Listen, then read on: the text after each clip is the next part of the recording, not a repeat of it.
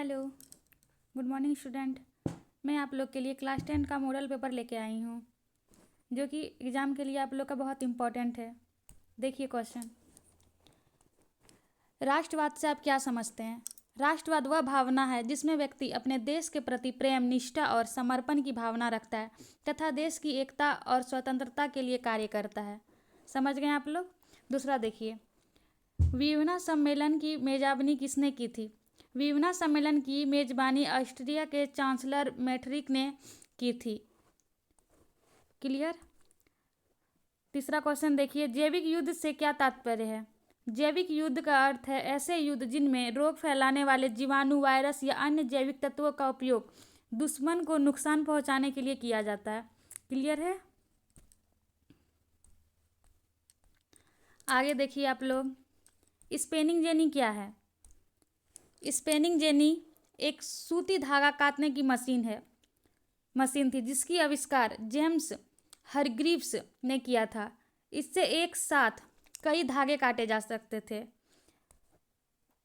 उसके बाद है, बहुउद्देश्य परियोजनाएं क्या है? बहुउद्देश्य परियोजनाएं वो होती है जिनमें एक से अधिक लाभ प्राप्त होते हैं, जैसे बिजली उत्पादन, सिंचाई, बाढ़ नियंत्रण, मत्स्य पालन आदि। उदाहरण, भाखड़ा नांगल परियोजना। आगे देखिए, जनसंचार क्या है? जनसंचार का अर्थ है एक ही समय में बहुत बड़ी संख्या में लोगों को सूचना पहुंचाना, जैसे रेडियो, टीवी, समाचार पत्र, इंटरनेट आदि के माध्यम से। क्लियर है? आगे देखिए बच्चों आप लोग, उसके बाद है, लैंगिक असमानता किसे कहते हैं? लैंगिक असमानता का अर्थ है पुरुष और महिला के बीच असमान व्यवहार या भेदभाव, जैसे शिक्षा, रोजगार, अधिकारों में अंतर। क्लियर? उसके बाद है, मनरेगा का पूरा नाम लिखे। मनरेगा का पूरा नाम है महात्मा गांधी राष्ट्रीय ग्रामीण रोजगार गारंटी अधिनियम। इसके बाद है, जालियांवाला बाग हत्याकांड टिप्पणी लिखे। ठीक है, इसका हो जाएगा जालियांवाला बाग हत्याकांड। पहला है, रॉलेट एक्ट के विरोध में महात्मा गांधी और सत्यपाल किचलू गिरफ्तार हो चुके थे। इस गिरफ्तारी का विरोध करने के लिए 13 अप्रैल 1919 ईस्वी के वैसाखी पर्व के दिन अमृतसर में जालियांवाला बाग में से एक जनसभा का आयोजन किया गया था। ख नंबर है इसका,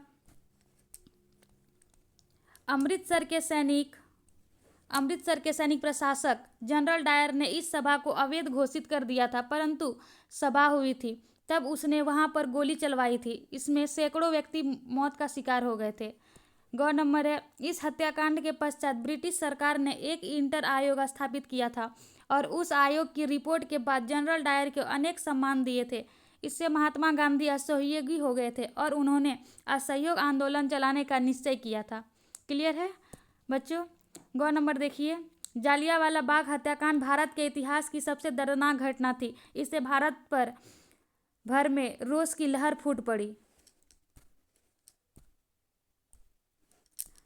उसके बाद है, वर्नाक्युलर एक्ट अधिनियम पर टिप्पणी लिखे।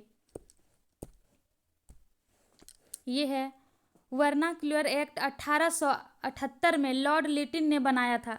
इसका उद्देश्य भारतीय भाषाओं में छपने वाले समाचार पत्रों पर नियंत्रण करना था ताकि सरकार की आलोचनाएं ना हो सके। उसके बाद वनस्पति जगत एवं प्राणी जगत में अंतर लिखे।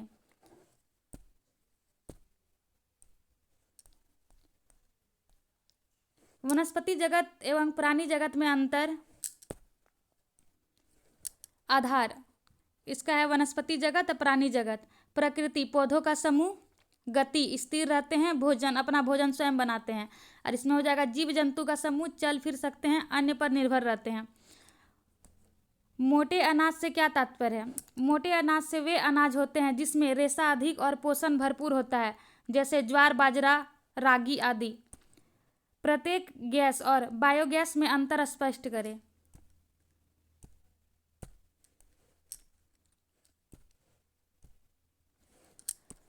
प्राकृतिक गैस और बायोगैस में अंतर स्पष्ट करें। आधार है इसका स्रोत, उपयोग और तत्व। प्राकृतिक गैस पृथ्वी के अंदर से निकलती है, उद्योग में, ईंधन में, मीथेन में प्रमुख होती है। बायोगैस जैविक कचरे से बनाई जाती है, ग्रामीण क्षेत्रों में खाना पकाते हेतु मीथेन के साथ CO2 आदि भी होते हैं। जातिवाद के दुष्प्रभाव क्या है? जातिवाद के समाज में भेदभाव, नफरत और असमानता बढ़ती है। यह राष्ट्र एकता और विश्वास में बाधा डालती है। उसके बाद है 45 नंबर क्वेश्चन, आप लोग देखिए। प्राथमिक, द्वितीयक और तृतीयक क्षेत्र के उदाहरण लिखिए। प्राथमिक क्षेत्र के अंतर्गत आने वाले हैं कृषि, पशुपालन, खनन, आखेट, शिकार करना, खनन। द्वितीयक क्षेत्र में उद्योग, कपड़ा मिल, लोहा इस्पात कारखाने। तृतीय क्षेत्र परिवहन, बैंकिंग, शिक्षा, स्वास्थ्य, संचार। लोकतांत्रिक सरकार की विशेषताएं लिखिए। इसका हो जाएगा जनता द्वारा चुनी गई सरकार। उसके बाद समान अधिकार सबको, मतलब सबको एक अधिकार है। अभिव्यक्ति की स्वतंत्रता, कानून का शासन, जनता के प्रति जवाबदेही। क्लियर हो गया बच्चों? आप लोग इसको अच्छे से पढ़ लीजिएगा।